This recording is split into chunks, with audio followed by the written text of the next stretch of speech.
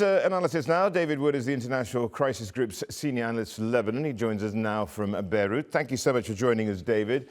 First up, what hopes do we have for a ceasefire? What would that ceasefire actually look like? And is there really, I suppose, the appetite for peace from both sides?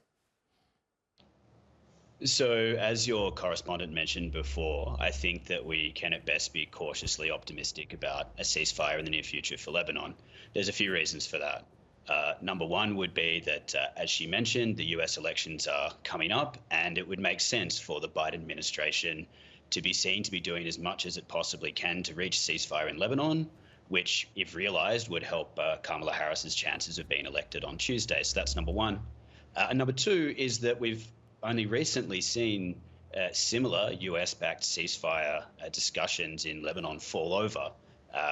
This happened in late September when Israel apparently was ready to agree to a 21-day ceasefire, then rejected the ceasefire and almost immediately carried out an operation that assassinated former Hezbollah leader Hassan Nasrallah, which is about the most provocative escalation you could imagine vis-a-vis Hezbollah. So they're the reasons that we could be, if we're going to be optimistic, we need to be a little bit cautious about it.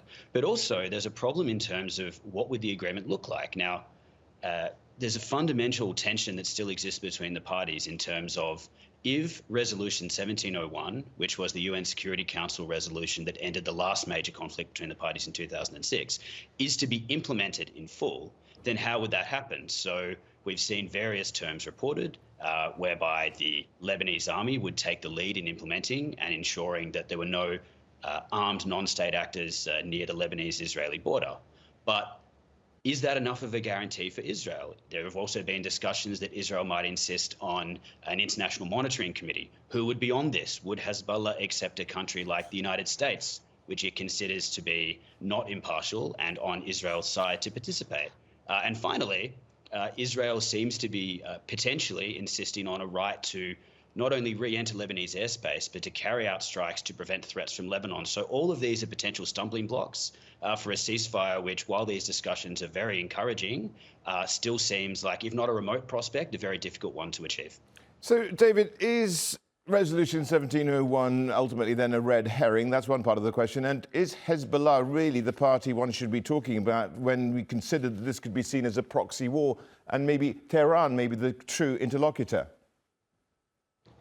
So I don't think that Resolution 1701 is a red herring because as things stand at the minute, even putting to one side what the immediate parties to the conflict want, it is very unlikely that the UN Security Council, as it's currently constituted, would be able to amend the terms of 1701 or to pass a new resolution. And that is because, for example, if UNIFIL, the UN peacekeeping force in southern Lebanon, was to be given coercive powers, it's almost certain that Russia and potentially China as well would block that proposal. So that is one obstacle to working around 1701. And I think that's why the US negotiators, Lebanon, and perhaps increasingly Israel, if it wants to move towards a ceasefire, has accepted that 1701 needs to be the basis for it. Again, as I mentioned before, the question comes in terms of implementation of the existing Resolution 1701.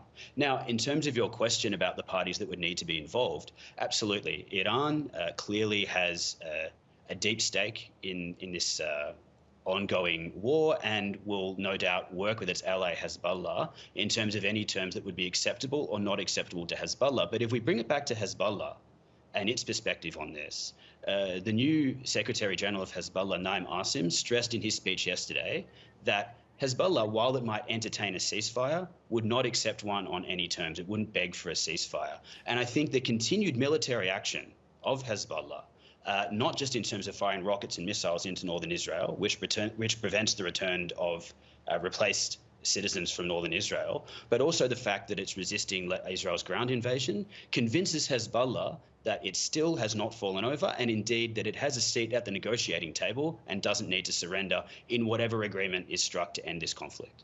David, Hezbollah has had popular support in southern Lebanon in particular over recent years. With the leadership decapitated and death and destruction raining down on the country, how has its role in the body politic amongst the Lebanese people altered, and how does it alter in the post-war period? So I think on this particular question, it's still too early to tell. We don't even know exactly how much damage Hezbollah has suffered to its military capacity and how much damage it will suffer between now and the end of this conflict. But I think the point that you're also making is that it's not just that Hezbollah relies on its military capacity as a source of power and legitimacy, but also its appeal to its supporters and its social program. For many years, Hezbollah has ensured that communities that provide support for it have access to services as basic as electricity or healthcare centers. So these sorts of guarantees, which are now obviously being destroyed and eroded completely by Israel's massive escalations, especially in the past 6 weeks. You have well over 1 million people displaced in Lebanon, and many of them are from the Shia community. Many of those in turn support Hezbollah. So Hezbollah will need to find a way to rebuild that level of services that it's relied on providing for its supporters in the past, and it will need to find a way to do that in the future. But as you mentioned also, in the post-war scenario, a very troubling aspect of what is happening right now is that there are opponents of Hezbollah on the domestic scene who are seeing Hezbollah's weakening as a potential opportunity to force Hezbollah to hand over not just its military power, but also its political power within Lebanon. And as things stand, there's a very strong chance that those proposals could go awry and actually provoke a very violent reaction from Hezbollah, which could lead to widespread violence inside Lebanon, even after the conflict with Israel and Hezbollah comes to a conclusion. David, thank you very much. David Wood there from the International Crisis Group, where he's a senior analyst for Lebanon.